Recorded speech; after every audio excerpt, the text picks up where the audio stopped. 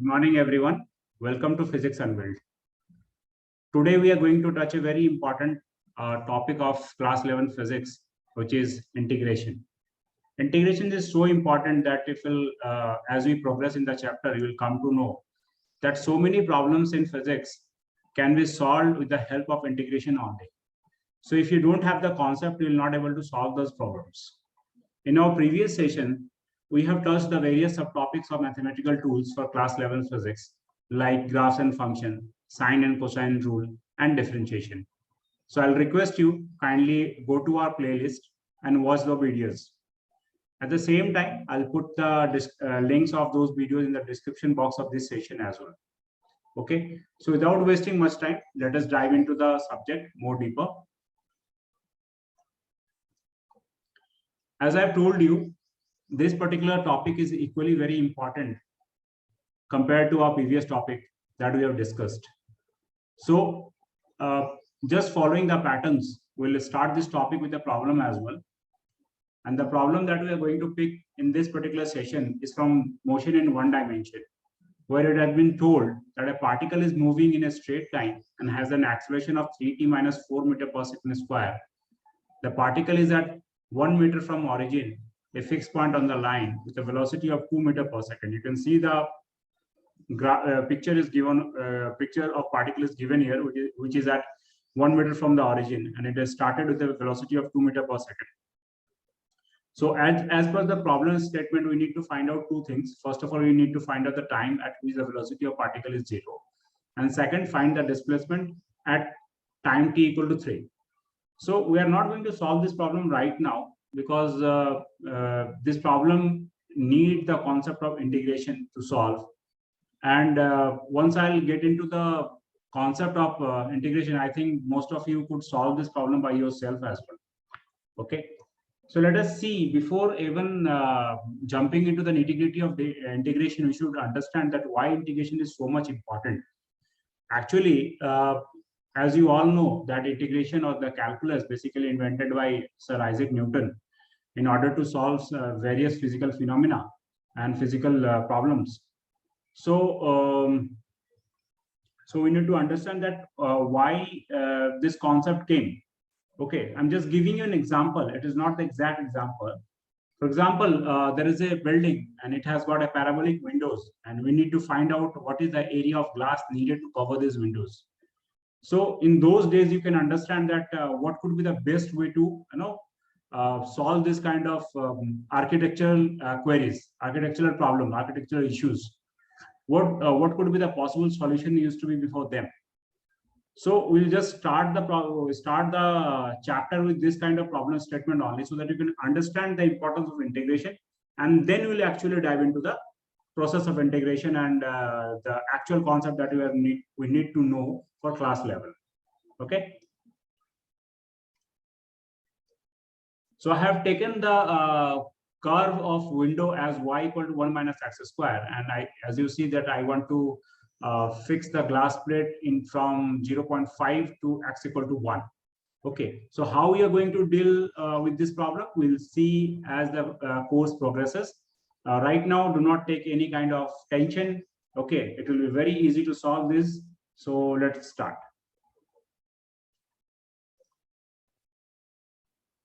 So let's begin the subject. Integration.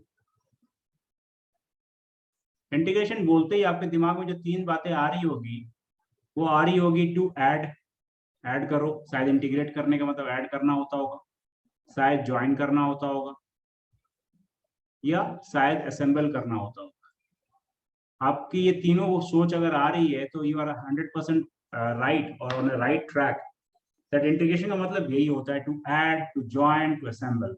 जैसे कि हमने पढ़ा था डिफरेंशिएशन का मतलब क्या होता है. डिफरेंशिएशन का मतलब होता है to break,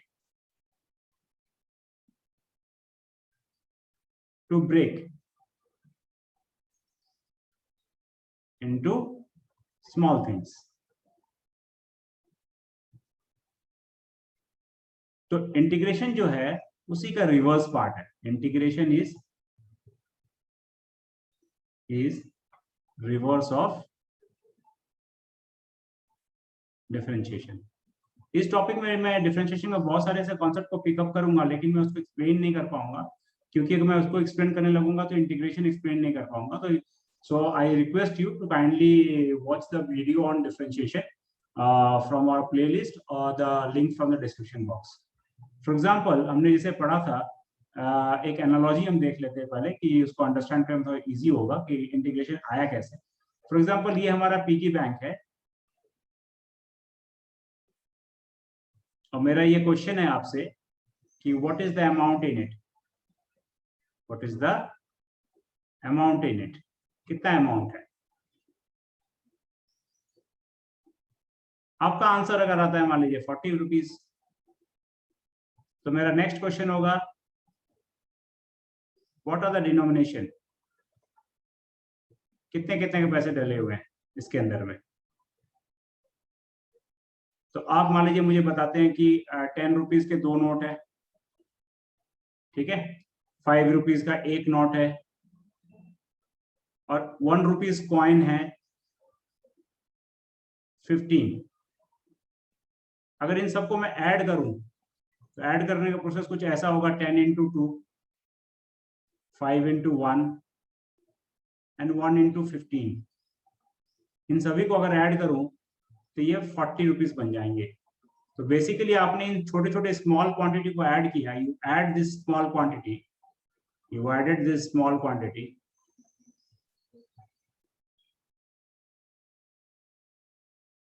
to get this some,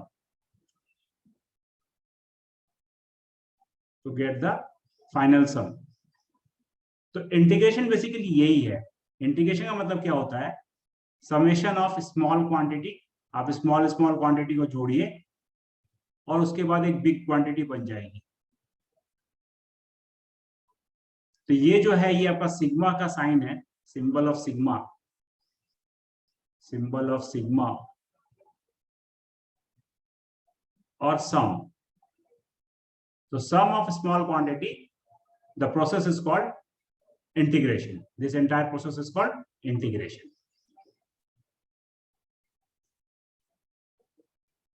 Clear? Okay, चलिए इसको इरेज करते हैं। यहां तक मुझे लगता है किसी को डाउट नहीं है। मैं कुछ पोर्शन छोड़ देता हूं,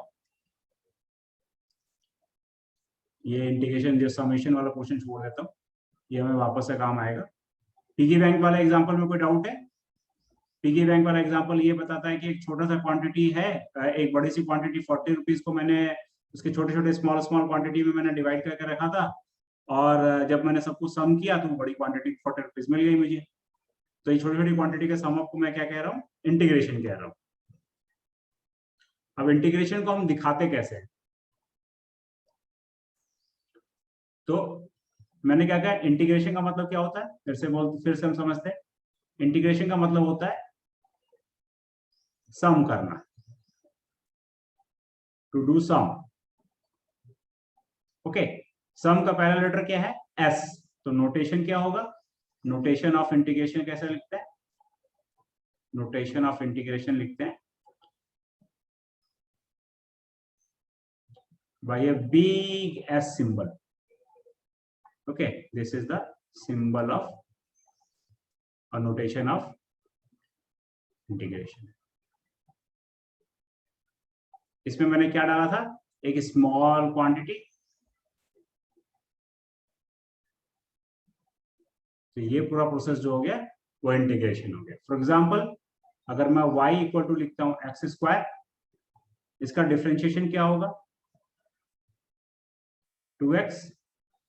तो इस 2x को मैं वापस से अगर इंटीग्रेट करूं, मैंने बड़ा करने की कोशिश करूं, तो ऐसे लिखूंगा 2x dx और ये बन जाएगा एक्स स्क्वायर प्लस सी। इस c को हम कहते हैं इंटीग्रेशन कांस्टेंट। ये कहां से आया मैं समझाता हूं, लेकिन फिलहाल पहले इतना समझते हैं। ये वाला जो पोर्शन, इसको क्या बोलूंगा, इंटीग्रेशन ऑफ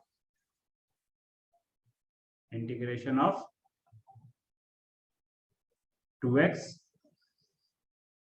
ओके, सो मैंने फिर से क्या बोला, जब y equal to x square का मैंने डिफरेंशिएट किया था, बेसिकली ये डिफरेंशिएशन वाला प्रोसेस किया मैंने, तो ये एक बिग था, ये कन्वर्ट हो गया स्मॉल में, फिर इस स्मॉल को मैंने इंटीग्रेट कर दिया, ये कन्वर्ट हो गया बिग में। ठीक है, तो इस सर्किल को याद रखिए, मतलब बिग फंक्शन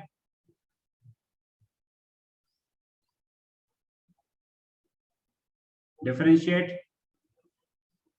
स्मॉल फंक्शन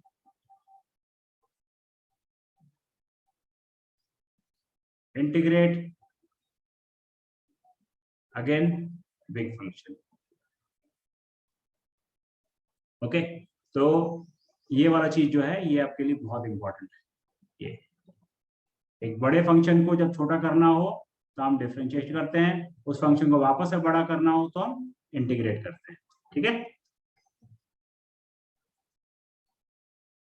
अब यहां से हम बेसिकली दो क्वेरीज अपने दिमाग में लेके जा रहे हैं कि ये प्लस सी कहां से आ गया और इंटीग्रेशन का बेसिकली मतलब क्या होता है। ठीक है, ये सी कहां से आ गया, इंटीग्रेशन कांस्टेंट कहां से आ गया,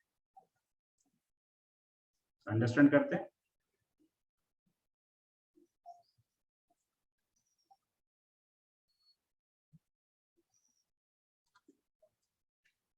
फ्रेंड्स, ये टॉपिक बहुत ही छोटा टॉपिक है, बिकॉज अगर कैलकुलस को एज ए होल देखा जाए तो काफी बड़ा आता है, बट चूंकि कैलकुलस का मेजर पोर्शन जो है क्लास 12 में कवर करेंगे, हम सिर्फ उतने ही पोर्शन टच कर रहे हैं जितना पोर्शन से हमारी फिजिक्स के न्यूमेरिकल सॉल्व हो जाए। तो अब हम देख रहे हैं कि geometrical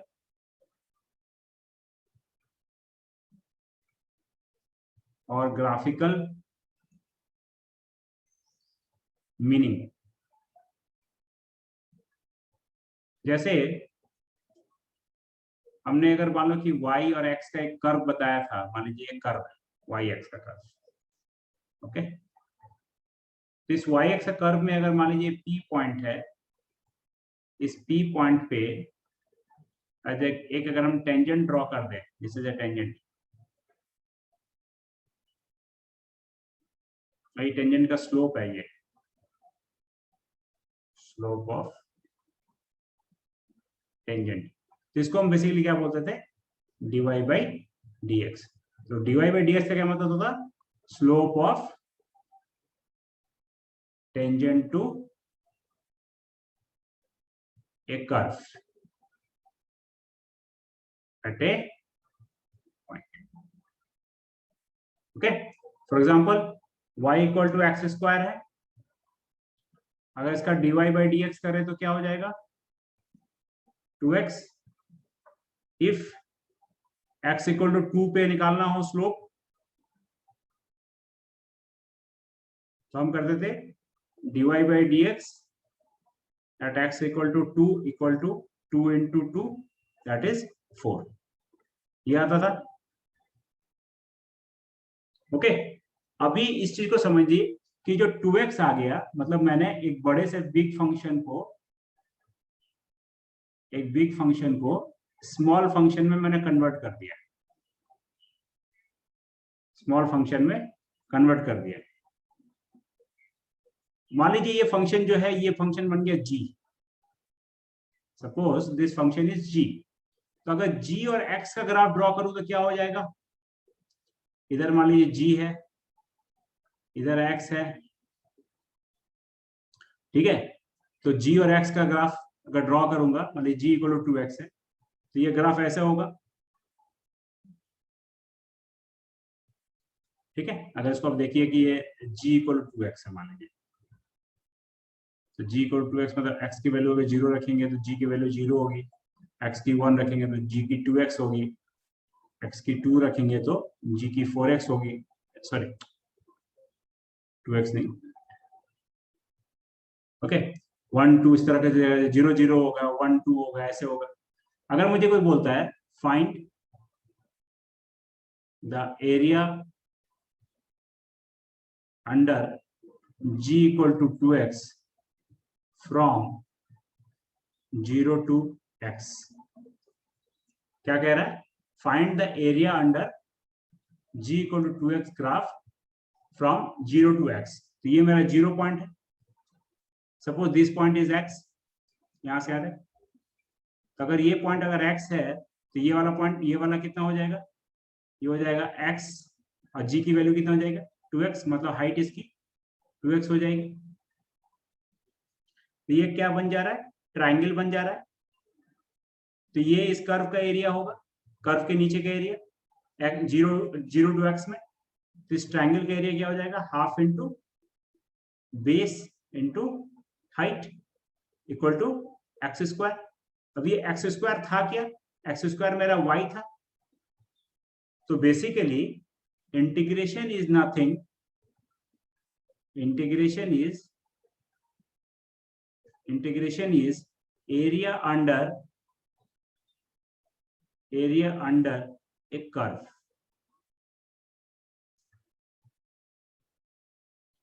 clear. At the same time आप समझ रहे हैं कि जब मैं 0 टू x के बीच में निकाल रहा हूं तब जाके मेरे को एक्स स्क्वायर आ रहा है। अगर मुझे बोले कि फाइंड, सपोज दैट, इसको थोड़ा सा इरेज कर लेते हैं, इधर वाले को, इस पोर्शन को इरेज कर लेते हैं। अगर मुझसे कोई अब ये सवाल पूछता है कि find area of gx, area under इसको हटा दें, area under gx from 0 to 2x। तो अगर 0 टू 2x लूंगा तो सेम कर्व को लेके 0 टू 2x में बनाऊंगा। मान लीजिए ये 2x हो गया, ठीक है। तो अगर 2x हो गया तो इसका मतलब ये वाला हो जाएगा 4x। तो अगेन एक ट्राइंगल बन गया, तो ये एरिया हो गया। तो इस वक्त एरिया हो जाएगा 2x इंटू 4x। तो ये हो जाएगा 4x स्क्वायर, मतलब this is 4 times of x square. ठीक है, मतलब 4 टाइम्स ऑफ y, मतलब एरिया बड़ा हो रहा है ना। मतलब ये जो एरिया है, इस एरिया में कुछ डिफरेंस आ रहा है ना। कितना एरिया का डिफरेंस आ गया, अगर दोनों एरिया को हम जोड़ेंगे तो ये एरिया इसे 4 टाइम्स ज्यादा आ गया एरिया। ठीक है। तो जब मैं कह रहा हूं कि अगर आपको मान लीजिए ये फंक्शन दिया हुआ है, 2x दिया हुआ है, और इसका इंटीग्रेशन आपको करने के लिए कहा जा रहा है। इंटीग्रेशन को हम ऐसे दिखाते हैं इंटीग्रेशन को। तो इंटीग्रेशन को ऐसे, ये सिंबल हो गया इंटीग्रेशन का, ये सिंबल ऑफ इंटीग्रेशन है। तो इसको हम क्या लिख रहे हैं, इसको लिख रहे हैं एक्स स्क्वायर कह रहे हैं, ठीक है, प्लस क्या कह रहे हैं, सी इसीलिए आ रहा है क्योंकि आप जब भी एक छोटी क्वांटिटी को वापस से आप बड़ा करते हैं तो उसके पीछे का पहले की ओरिजिनल क्वांटिटी में शायद कांस्टेंट था या नहीं था, इसका अंदेशा आपको नहीं होता है। तो आप क्या कह रहे हैं, एक कंपनसेशन वैल्यू दे रहे हैं आप इसको। ठीक है, कैसे दे रहे हैं मैं आपको बता रहा हूँ। इसको मैं थोड़ा सा इरेज करता हूँ, इस पोर्शन को, आपको समझ में आ जाएगा, एकदम क्लियर हो जाएगा ये 2 मिनट में कि इंटीग्रेशन कांस्टेंट की वैल्यूएशन क्यों हो रही है।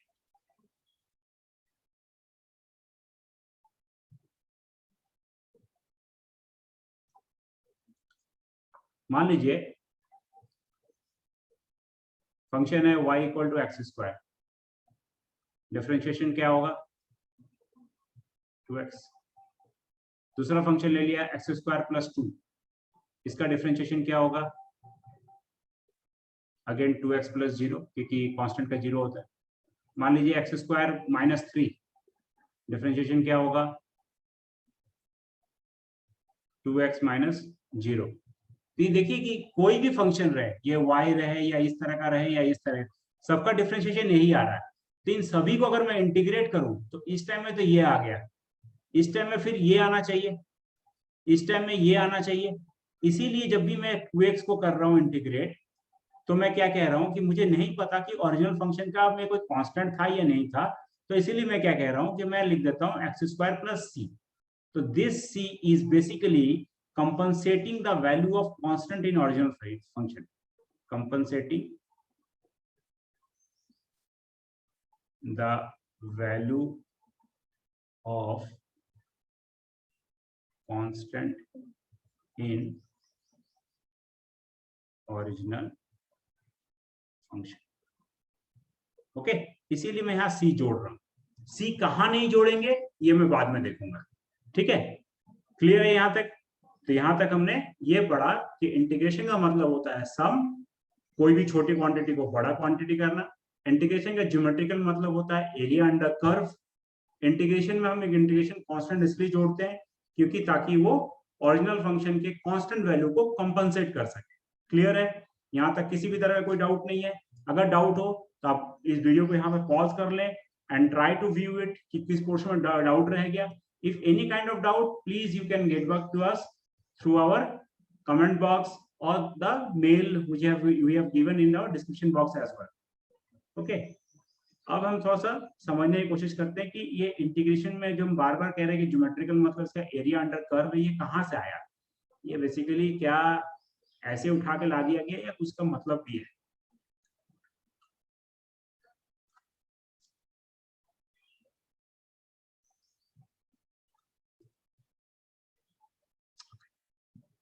सो हम वापस से चलते हैं अपने उस कर्व में। उस कर्व की वैल्यू क्या थी आपको याद होगा? प्रॉब्लम में था y इक्वल टू क्या था? X square minus y equal to था x square minus 1 minus x square, y equal to था 1 minus x square. Find the area between x equal to 0.5 to x equal to 1। तो सबसे पहले मैं curve को draw कर लेते हैं। तो y और x लिख लेते हैं इधर। x की वैल्यू 0 तो y की वैल्यू 1, x की वैल्यू 1 तो y की वैल्यू 0, x की वैल्यू 2 तो y की वैल्यू -3। ठीक है, तो पहले इसको ड्रॉ कर लेते हैं। y है, ये x है, x की वैल्यू 0 तो y की वैल्यू 1, ये 0 1 हो गई।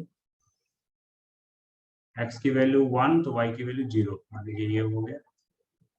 तो ऑब्वियसली फिर x की वैल्यू 2 4, 1 माइनस 4 इज 3। ठीक है, तो ये इधर घूमेगा, आगे बढ़ेगा। तो एनीवेज आगे का तो हम नहीं ड्रॉ कर रहे, इसलिए यहाँ का हम ड्रॉ कर रहे हैं। तो ये कुछ ऐसा कर रहे हैं।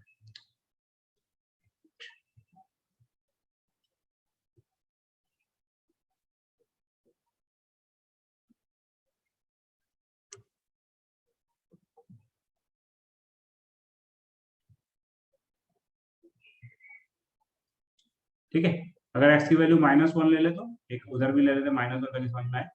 अगर -1 ले लिया तो भी 0 आ गया। तो मतलब ये -1 0। तो इसी कर्व को मैं अगर इधर भी एक्सटेंड करूंगा तो ऐसा हो जाएगा।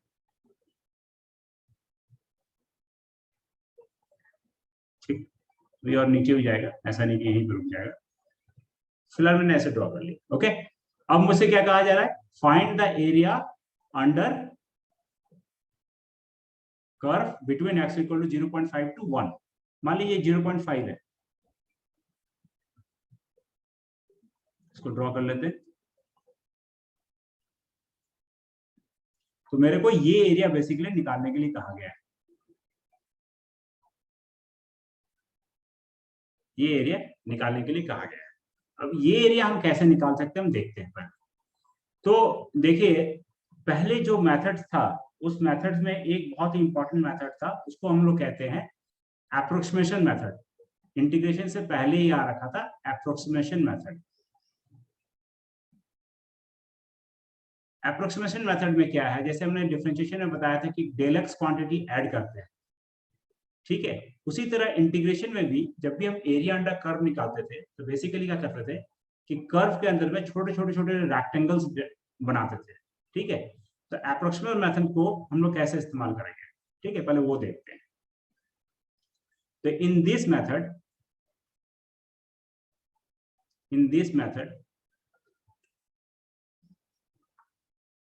we create small rectangles under curve and calculate the area of rectangles to find the approx area under curve.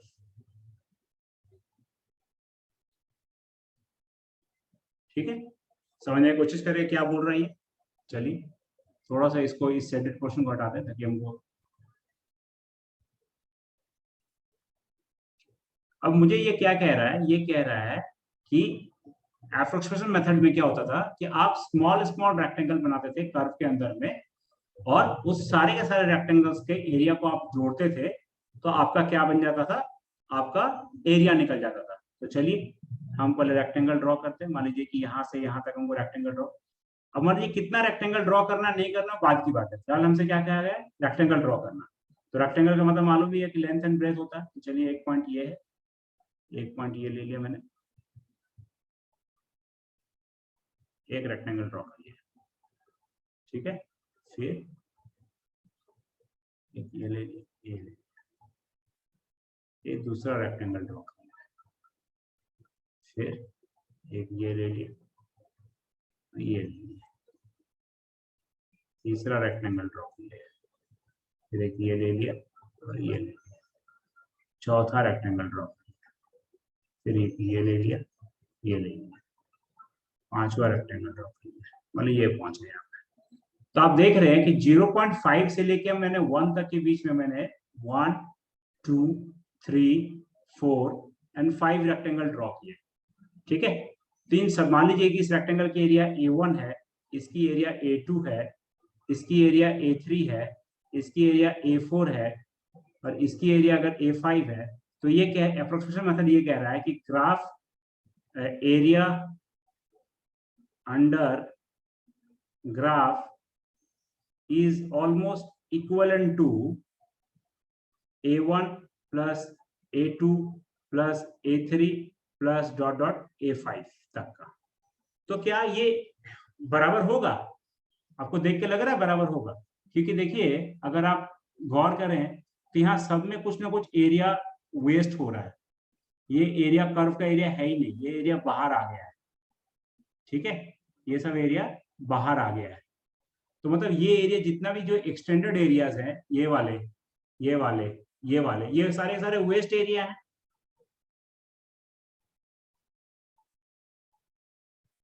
जो कि कर्व के अंदर नहीं आ रहे, कर्व के बाहर आ रहे हैं, ठीक है। तो एक तो ये तरीका हो गया, मतलब मैं ये नहीं कह सकता कि इससे परफेक्ट एरिया, परफेक्ट मैंने रेक्टेंगल का एरिया जोड़ने से कर्व का एरिया आएगा, लेकिन एक अप्रोक्सीमेशन के हिसाब से कह रहा हूं कि मैं अगर इस एरिया को जितना छोटा करता जाऊं, मतलब इस वेस्टेज एरिया को जितना छोटा करता जाऊं, उतना मेरा एरिया जो होगा वो इक्विवेलेंट की तरफ बढ़ेगा। मतलब if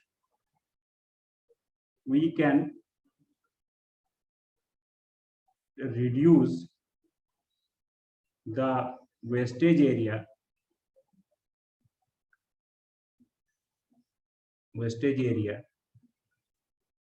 of rectangle outside curve, then we will be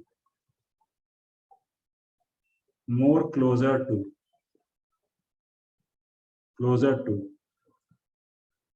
actual area under curve।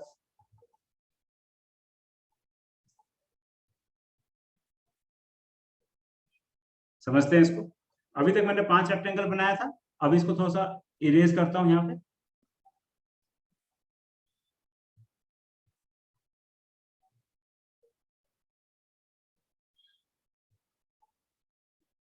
ठीक है, अब एक कुछ और रेक्टेंगल बनाता हूं, देखता हूं कि क्या फायदा हो रहा है, ये क्या कहना चाहता है। अब मैं रेक्टेंगल थोड़ा सा और छोटे बना रहा हूं, पहले बड़े बनाए थे ना, अब छोटे बना रहा हूं। मान लीजिए इतना छोटा बनाया, अब यहाँ से और छोटा बनाया,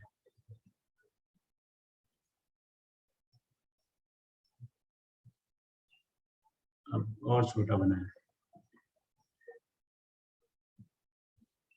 अब और छोटा बनाया, मतलब मैं रेक्टेंगल्स के एरिया छोटा करता जा रहा हूँ, मैं ज्यादा रेक्टेंगल्स ड्रॉ कर रहा हूँ।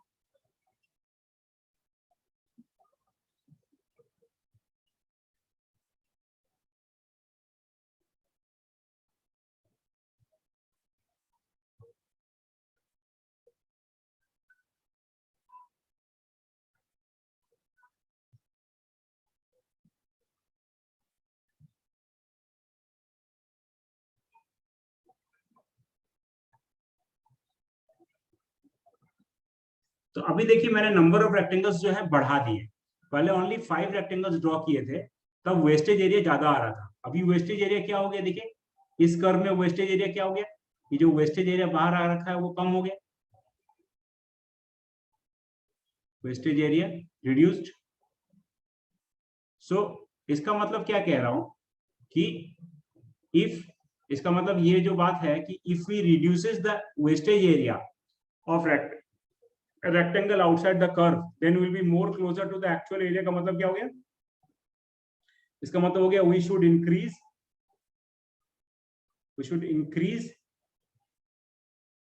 the number of rectangles। मतलब इन शॉर्ट हम कह सकते हैं we should decrease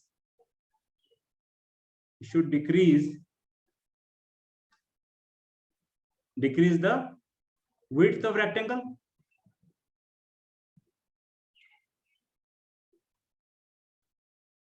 क्लियर है, इसको बिल्कुल गांठ बांध के रख लीजिए, ये बहुत ज्यादा जरूरी है। ये इंटीग्रेशन का बेसिक है। ये इंटीग्रेशन क्यों आया, एरिया अंडर कर्व की बात कर रहे हैं, उसका बेसिक है ये। तो दिस स्लाइड, दिस पर्टिकुलर क्या होता है, snapshot of video is very much important to understand the integration. So I request you to please wait some time, give some time to this particular point, and then move forward। Okay,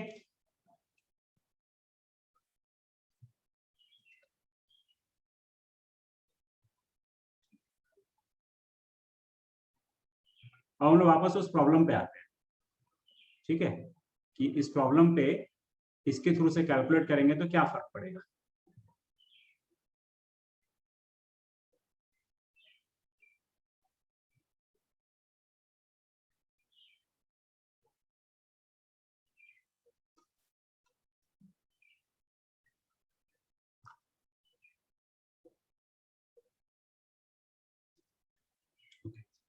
मान लीजिए इस problem में बोलता है find, इस वापस इस problem को विजिट करते हैं। इसमें क्या बोल रहा है, find the area under 0.5 to 1 with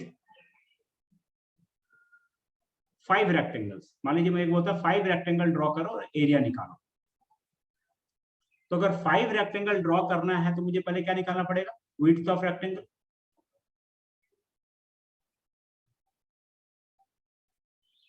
width of rectangle क्या होगा, अगर रेक्टेंगल जो ड्रॉ करूंगा मैं ये इस एरिया से इस एरिया के बीच में ड्रॉ कर पाऊंगा। तो इसका मतलब 1 माइनस 0.5 बाई 5, मतलब एक रेक्टेंगल की विड्थ कितनी होगी, ओनली 0.1।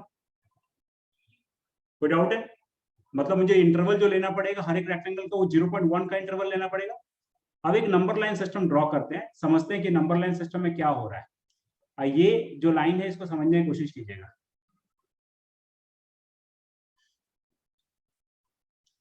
ये 0.5 है, ये 1 है। एक रेक्टेंगल की विड्थ है 0.1, इसका मतलब पहला रेक्टेंगल कहां से कहां बनेगा, 0.5 टू 0.6 तक बनेगा। फिर दूसरा कहां तक बनेगा, 0.7 तक। तीसरा कहां तक बनेगा, 0.8 तक। उसके बाद कहां तक बनेगा, 0.9 तक। फिर कहां तक बनेगा, 1 तक।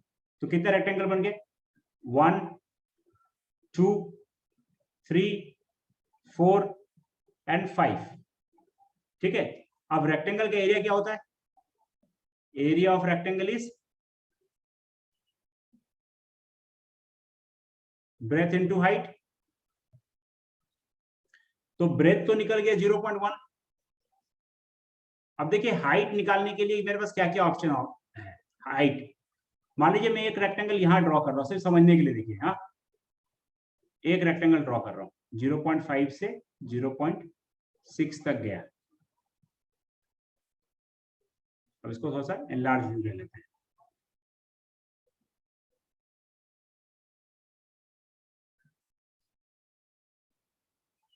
ये रेक्टेंगल है मेरा, जो कि चालू कहां से हुआ था, 0.5 से 0.6 तक। ओके, अब देखिए हाइट कौन सी होगी। हाइट तो देखिए इसकी हाइट जो मैंने ये बनाई है और एक ये बनाई है। अब यहाँ पे अगर मैं मान लीजिए कि y, अगर y जो है, y जो डायरेक्शन है, इस तरफ x है ना, इस तरफ x है, इस तरफ y है, तो डायरेक्शन ऑफ y हाइट किधर है, y की तरफ है। तो मैं y कैलकुलेट करने के लिए, so to calculate y, we need to calculate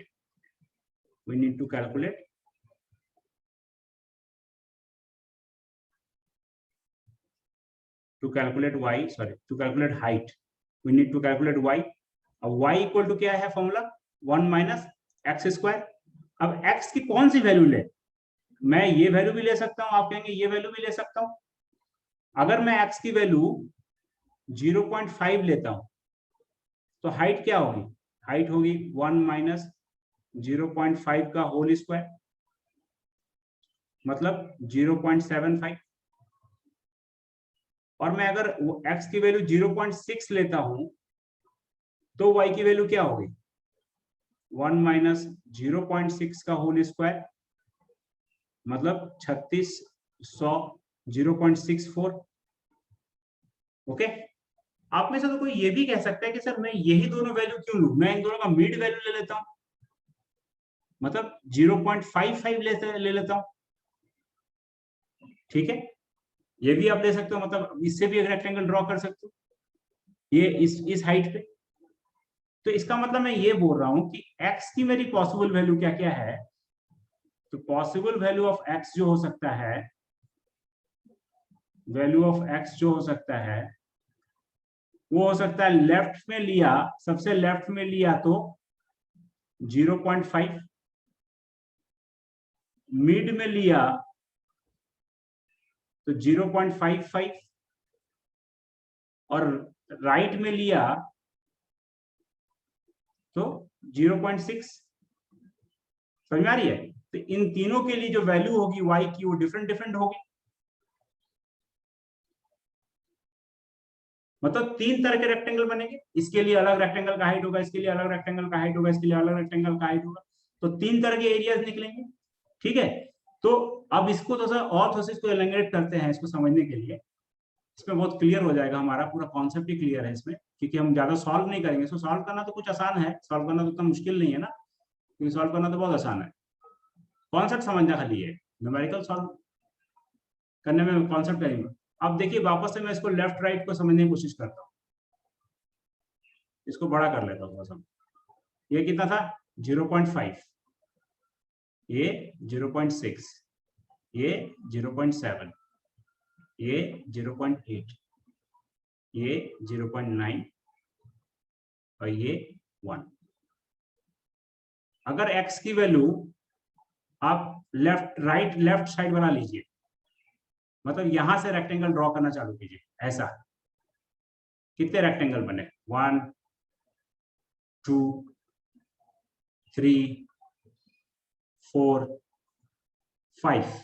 अगर x की वैल्यू लेफ्ट हैंड साइड की वैल्यू ले तो 5 रेक्टेंगल्स आएंगे, मतलब 5 वैल्यू ऑफ y जो है इसके हिसाब से निकलेगा, y1, इसका निकलेगा y2, ये निकलेगा y3, ये निकलेगा y4, ये निकलेगा y5। ठीक है, क्लियर है।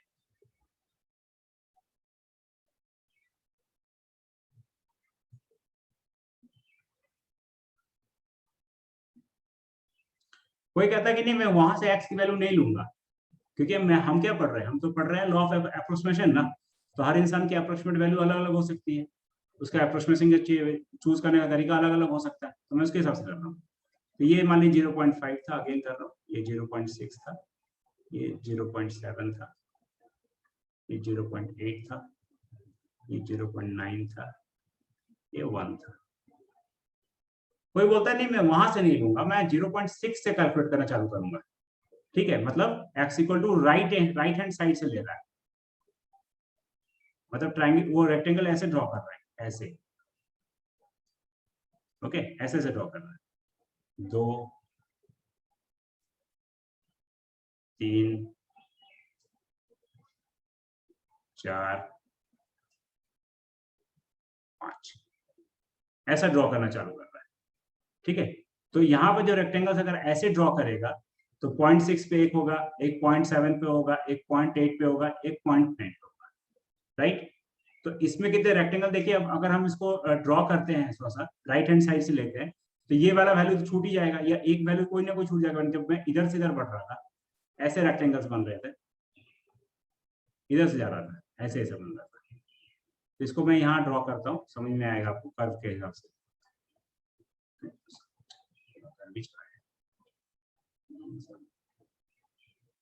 बोर्ड में पढ़ाने की जो बात होती है ना, वो इसमें होती नहीं।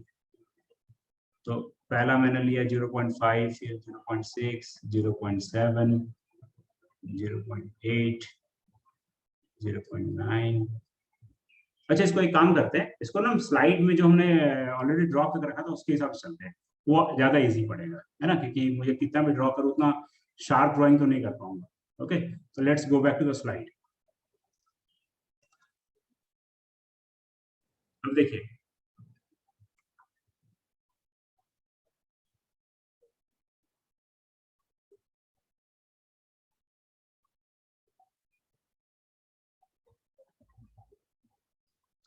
तो मैं क्या कह रहा था कि मैं x इक्वल टू मतलब इधर सीधे चल रहा हूँ, इस तरफ से इस तरफ, तो ऐसे रेक्टेंगल बनाना चालू किया, ये 1 बन गया, फिर मैंने 0.6 से ड्रॉ किया, एक रेक्टेंगल ऐसे ड्रॉ किया, फिर ऐसे ड्रॉ किया, फिर ऐसे ड्रॉ किया, फिर ऐसे ड्रॉ किया, फिर ऐसे ड्रॉ किया। ठीक है, इस तरह बढ़ रहा हूँ। ओके, तो क्लियर है ये। तो इसमें क्या है, पॉइंट मैंने कितने रेक्टेंगल बने, 1 2 3 4 एंड 5। ओके, अब इसी चीज को आप यहां पे देखिए, मैं कह रहा हूं कि नहीं, मैं ना इस वाला पॉइंट को नहीं लूंगा, पॉइंट मैंने इसका हाइट कैलकुलेट करने के लिए मैंने हाइट टू कैलकुलेट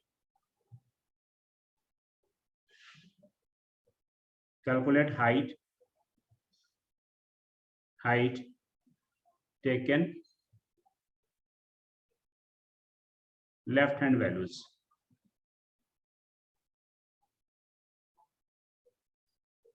मतलब अब इसमें राइट हैंड वैल्यूज कैलकुलेट कीजिए, मैंने 0.6 से कैलकुलेट कीजिए, तो मैं 0.6 से कैलकुलेट कर रहा हूं, तो इधर से इधर बन रहा है एक ट्रायंगल, मैंने ऐसे रेक्टेंगल ड्रॉ किया, 1, फिर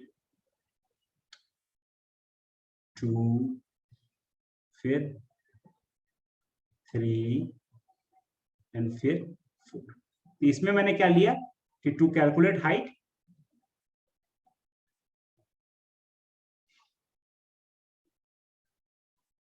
मैंने राइट हैंड साइड की वैल्यू ली, to calculate the value of x is right hand side वाला। कितने रेक्टेंगल बने, 1 2 3 4 इस पर्टिकुलर कर्व के हिसाब से। अगर मान लीजिए कि मैं मिड वाला वैल्यू लूं, मतलब 0.5 और इसके बीच वाला वैल्यू, ठीक है, मतलब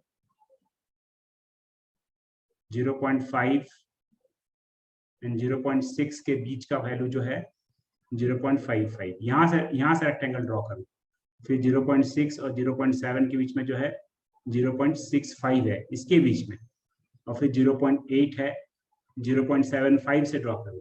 तो अगर मैं सेंटर पॉइंट से चालू करूं, मतलब यहां से चालू करूं, यहां से, तो यहां से एक पॉइंट लेता हूं यहाँ पे, इसको जोड़िए, तो रेक्टेंगल कैसे होगा, एक ऐसे ड्रॉ करूंगा, एक ऐसे ड्रॉ करूंगा, फिर ये वैल्यू लूंगा सेंटर वाला, इसको सेंटर से टच कर दिया, फिर एक रेक्टेंगल ड्रॉ कीजिए, ये एक ऐसा लिया, ये एक ऐसा लिया, फिर मैं एक सेंटर वैल्यू लूंगा, ये सेंटर वैल्यू से आएगा, फिर ये रेक्टेंगल ड्रॉ किया, ये रेक्टेंगल ड्रॉ किया, फिर यहां से एक सेंटर वैल्यू लिया, फिर एक रेक्टेंगल इधर ड्रॉ हुआ, एक इधर ड्रॉ हुआ, फिर यहां से कैलकुलेट किया, फिर ये हुआ, ये। तो आप देख रहे जो हाइट है, हाइट की कैलकुलेशंस, मतलब calculation of height of rectangle is different in different value of x। यहां मैंने कौन सा साइड लिया, यहां मैंने लेफ्ट हैंड साइड लिया। ये कौन सा साइड लिया, ये मैंने राइट हैंड साइड लिया। और यहां कौन सा लिया, ये मैंने मिड पॉइंट लिया। तो अगर आप तीनों को कैलकुलेट करेंगे और एक्चुअली डिफरेंशिएशन करेंगे तो मोर और लेस जो वैल्यू है वो बराबर आएगा। लेकिन अभी भी देखिए यहाँ पर बहुत सारा वेस्टेज एरिया है, ये सब वेस्टेज एरिया है। तो इस वेस्टेज एरिया को कम करने के लिए क्या कर सकते हैं हम, जैसे मैंने बताया रेक्टेंगल का विड्थ को क्या कर सकते हैं, रेक्टेंगल का विड्थ को क्या कर सकते हैं हम, कम कर सकते हैं। तो जितना रेक्टेंगल का विड्थ कम रहेगा, और एक बात और देखिए, नोटिस कीजिए कि सबसे कम वेस्टेज एरिया यहां हो रहा है। मतलब वेस्टेज एरिया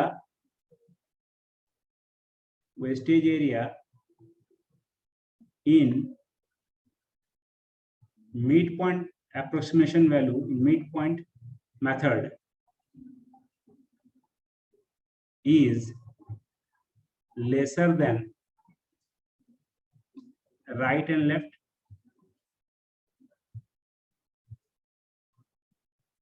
मतलब इस मेथड में एरिया ज्यादा क्लोज आएगा एक्चुअल के एरिया के, जबकि इसमें थोड़ा कम आएगा क्योंकि वेस्टेज एरिया ज्यादा है। ठीक है, तो इसी चीज को थोड़ा सा एक ग्राफ से समझने की कोशिश करते हैं। कैलकुलेशन तो कोई भी कर लेगा, calculation was not important for me. मेरा मेन इंपॉर्टेंट ये था कि आप इस चीज को समझे कि एरिया अंडर कर्व का क्या मतलब होता है। ठीक है, तो इसी का मैंने एक ग्राफिक्स बना के रखा हुआ है, उस ग्राफिक्स को मैं आपको दिखाता हूँ तो समझ में आएगा आपको। ठीक है, ये y equal to x square के कर्व है। ठीक है, अब मुझे कहा गया है कि find the area under curve from a equal to 0 to b equal to 2। ठीक है, इसको हम ये कर लेते हैं। सबसे पहले मैं लेफ्ट हैंड वाला लेता हूं। ये देखिए a 0 है, b 2 है। ठीक है, अब मैं देखिए यहाँ एरिया फिलहाल कुछ भी नहीं बना हुआ, कोई भी एरिया अंडर द कर्व नहीं है। अब मैं क्या कर रहा हूं, नंबर ऑफ रेक्टेंगल्स बढ़ा रहा हूं। मैंने बढ़ा दिए 2, 3 कर दिए। तो 3 में कितने बना, देखिए लेफ्ट हैंड साइड से कितने बनेंगे, लेफ्ट 0 से मैंने मेरा क्या है, देखिए 3 है ना, 0 3 है, 0 टू 2, 0 टू 2 का मतलब क्या हो गया, एक तो हो जाएगा कि मान लीजिए 0 टू 1 बना, 1 टू 2 है। ठीक है, उसके बाद हम कैसे 0 टू 0.5, फिर यहाँ पर 1.5, फिर यहाँ 2। ठीक है, तो हमने बनाया एक ट्रायंगल, एक दूसरा। ठीक है, फिर अगर मान लीजिए मैं नंबर ऑफ रेक्टेंगल्स बढ़ाता जा रहा हूँ तो मतलब देखिए यहाँ अभी भी वेस्टेज एरिया कुछ ना कुछ बन रहा है। एरिया कितना आया देखिए 1.4815। ठीक है, एक्चुअल एरिया देखिए कितना आना चाहिए, एक्चुअल एरिया आना चाहिए था 2.6667 आना चाहिए था एक्चुअल का, अगर इसको कैलकुलेट करते तो। ठीक है, ये पूरा कर्व का एरिया जो आना चाहिए था वो 2.6667 आना चाहिए। तो अभी फिलहाल मैंने सिर्फ दो कैलकुलेट किया है, 2 रेक्टेंगल लिया है, तो एरिया बहुत ही कम आया, माने एरिया का वेस्टेज बहुत ज्यादा हो रहा है। अब मैं क्या कर रहा हूँ, नंबर ऑफ रेक्टेंगल्स बढ़ा रहा हूँ। देखिए जैसे से मैं बढ़ाता जाऊंगा, आप चेक कीजिए यहाँ पे वो हमारा बढ़ता जा रहा है। ठीक है, अभी मैंने कितना ले लिया, 8, 1 2 3 4 5 6 7, यहाँ तो 0 हो गया, ये वाला तो बन ही नहीं पाएगा। और बढ़ा रहा हूँ 16, देखिए ये 2.4 तक पहुंच गया। ठीक है, 16 में मतलब एक कम होगा, 15 होगा। ठीक है, L16 का वैल्यू 2.419 हुआ, और बढ़ाते जा रहे हैं। अब इसको बढ़ाते अगर बढ़ाते देखिए रेक्टेंगल का एरिया धीरे धीरे छोटा होता जा रहा है, बहुत छोटा होता जा रहा है। अल्टीमेटली इतना छोटा होता जा रहा है कि we are closing approximate to the value of actual area under the curve. अभी देखिए अभी भी कुछ ना कुछ वेस्टेज एरिया दिख रहा है, और बढ़ाता जा रहा हूँ। अल्टीमेटली बढ़ते अगर मैं बहुत ज्यादा बढ़ा दूं तो देखिए कॉन्टिन्यूस कर्व हो गया। मैं 200 अगर रेक्टेंगल्स बना दूं इसमें, यहां से लेकर लेफ्ट से लेकर राइट में 200 रेक्टेंगल्स बना दूं वर्टिकली, तो डेफिनेट इंटीग्रल का जो वैल्यू है देखिए ऑलमोस्ट बराबर हो गया। 2.64 है, यहाँ 2.66 है। That means still it is not equal मतलब if you have drawn 200 rectangles from the left hand side वाला रूल में लेफ्ट हैंड कोऑर्डिनेट का लेना चालू किया, 0 से चालू किया, तो 2.66 जो एक्चुअल वैल्यू है उसके कम से कम क्लोज में पहुंच चुका है। अब इसको हटाते हैं हम यहाँ से, अब राइट वाला चालू करते हैं। अगर मैं राइट से ड्रॉ करना चालू करूं, हटा देता हूं,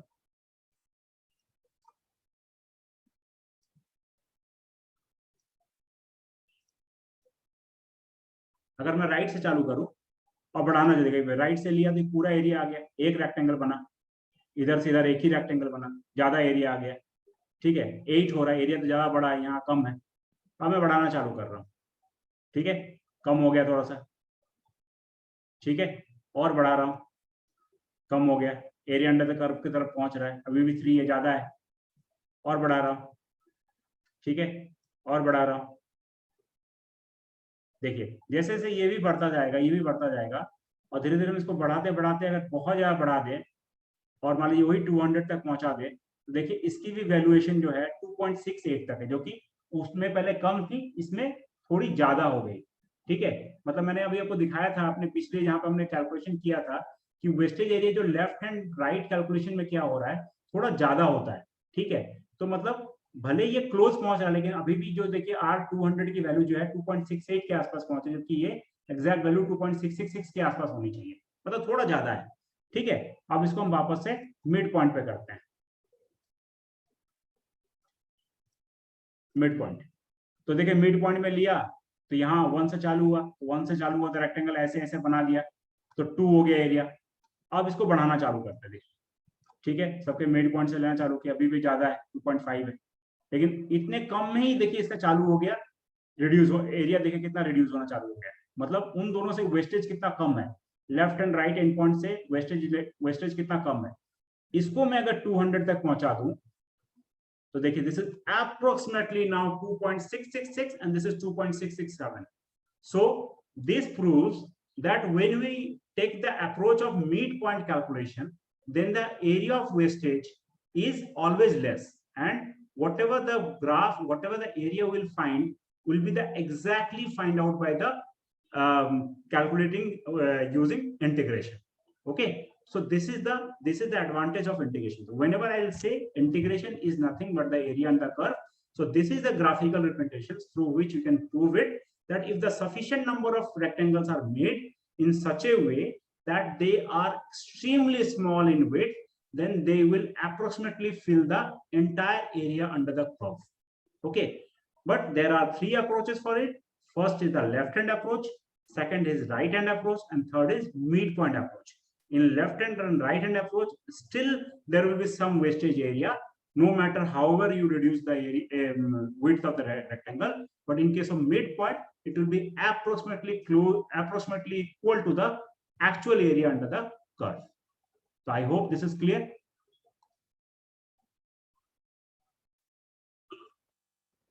As we shown in previous 2 diagrams, we understood this fact clearly, that while calculating, let's sum up the entire understanding so far we have made. I'm just keeping this thing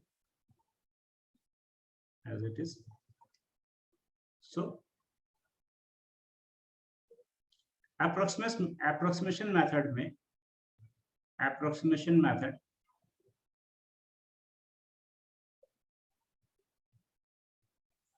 has 3 points. First is the left hand, midpoint, and right hand. First time the mid point में x का वैल्यू left hand side का लेंगे, एक बार x का वैल्यू mid point का लेंगे, एक बार x का वैल्यू राइट हैंड साइड का लेंगे। इसके हिसाब से क्या निकलेगा, height of rectangle, height of rectangle. Okay, height of rectangle.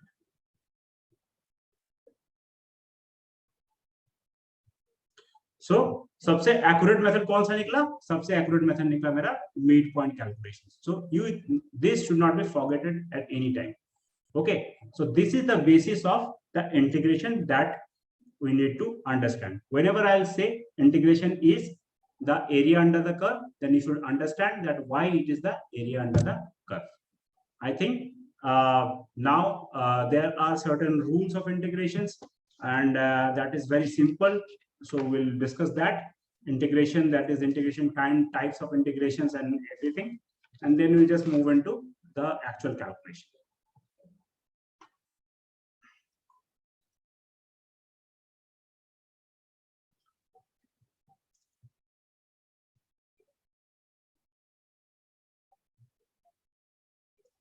So I'll just mention only one rule right now, and then we'll finish this topic for today, so that we can take up the integration, only the remaining part of integration. So that today our major agenda were to understand the graphical representation of integration, that is completed. And now we have to understand the types of integral. Okay. So the types of integral is, so integration is of two types. First is indefinite integral or general integral, and second is definite integral.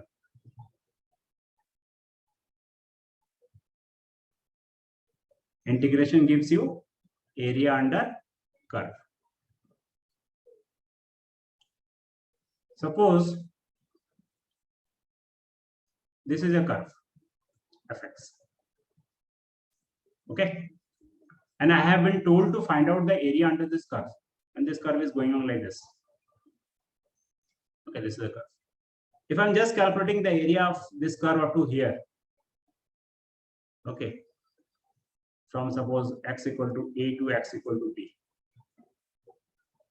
So this portion will be like fx dx from x equal to a to x equal to b. Then this portion is called definite integral. When you are finding the area of a curve under a certain limit, when we are finding the area of curve within a limit, is called definite integral.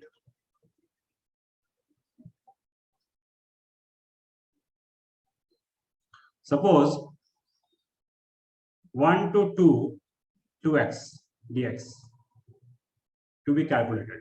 Now, for example, like x to the power n d by dx क्या होता है? n x n minus 1. तो इसी को अगर हम integrate करें x n dx को, तो ये होता है x n plus 1 by n plus 1 plus c. कब? इंडिफिनिट इंटीग्रल, कोई लिमिट नहीं है यहाँ, n is not equal to -1, ये याद रखिएगा. ओके, तो मैं इसके हिसाब से कर रहा हूँ, 2 बाहर निकाल दिया मैंने. ओके, 1 to 2 x dx, तो क्या हो जाएगा? 2 हो गया, ये हो जाएगा x 1 plus 1 by 1 plus 1 limit 1 to 2, तो ये हो गया 2 x square by 2 1 to 2. अब आप इसको क्या कीजिए, सबसे पहले ऊपर वाले में पुट कीजिए, तो 2 square by 2 माइनस नीचे वाले में पुट कीजिए 1 square by 2.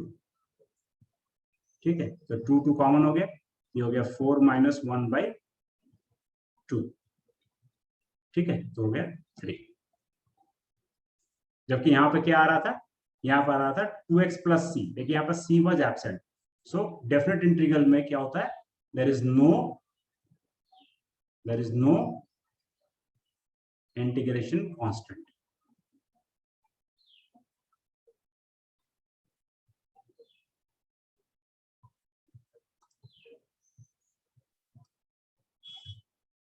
There is no integration constant. Clear? So with this, we are completing the introduction of integral. In one more session we'll be taking, and in that we'll be just showcase you some of the formulas that are important in integrations. I hope so far it has gone well with you. And before I finish, let me again revisit the problem. So in this problem, you can see there is an acceleration is given, and acceleration is 3t minus 4 meter per second square. We'll come back to this problem in our second session of integrations, when we'll understand about the integration formula. Though I have calculated it right now in front of your screen, but I'm not going to make you understand, because I think then it will be too harsh for you right now. Without giving you any formula, I'm just solving the thing. So today we have just completed the basics of integrations. Why integration is called the image under curve. What is the meaning of the right hand, left hand, and midpoint methods, approximation methods. Okay. In our next session, while we'll deal about the integrations part 2, then we'll come up with this problem one more time and solve it. So before we finish, one more time, we are just presenting ourselves to you. That kindly subscribe our channel and press the bell icon, and you can share your views. You can share this material to your friends so that they can also get benefited. At the same time, I request you to join our Telegram channel, where we post the link of Zoom session. You can post your queries directly to our teachers, and they will be happy to answer you. Okay, so with this, I wish you all the best and a great day from Physics Unveiled. Thank you.